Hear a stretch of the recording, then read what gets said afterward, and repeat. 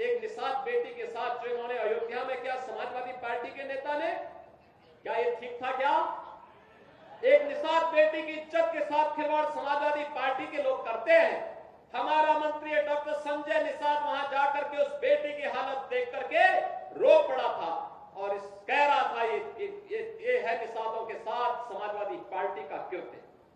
लेकिन ये बेशरम लोग हैं, तब भी उस अपराधी के खिलाफ कार्रवाई हो इसके लिए समाजवादी पार्टी तैयार नहीं थी। उनके लोग तब भी बचाव कर रहे थे, कह रहे थे कि नहीं नहीं ये तो निर्दोष है।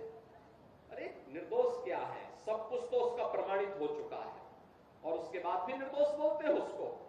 कन्नौज में जो किया इनके नेताओं ने एक नाबालिग बेटी के साथ, और उसके बाद भी उसका बचाव कर रहे हैं, उसके बाद भी उसका बचाव कर रहे हैं।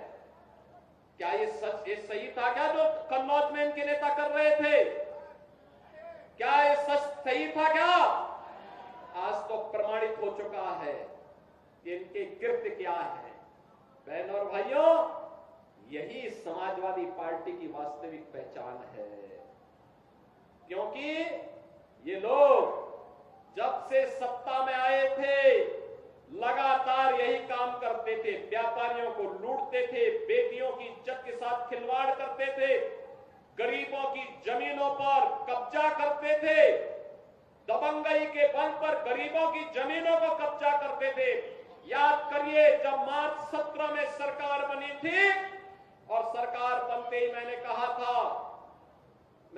अगर किसी भूमाफिया ने किसी गरीब की, किसी व्यापारी की, किसी सरकारी जमीन पर कब्जा कर रखा है तो 24 घंटे के अंदर खाली कर ले।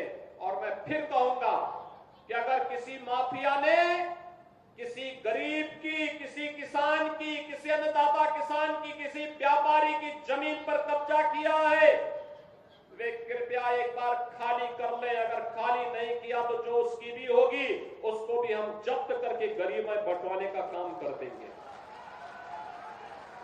मैं फिर कहूंगा ये माफियागिरी किसी भी स्थिति में नहीं चलने दी जाएगी। कानून का राज हो, सबको सुरक्षा मिलेगी, सबको योजनाओं का लाभ मिलेगा। लेकिन अगर कोई कानून को ठेगा दिखाने का काम करेगा तो उसका काम तमाम करने का काम भी सरकार करेगी और इसके लिए किसी भी हद तक जाकर के उसके दुस्साहस का जवाब देगी।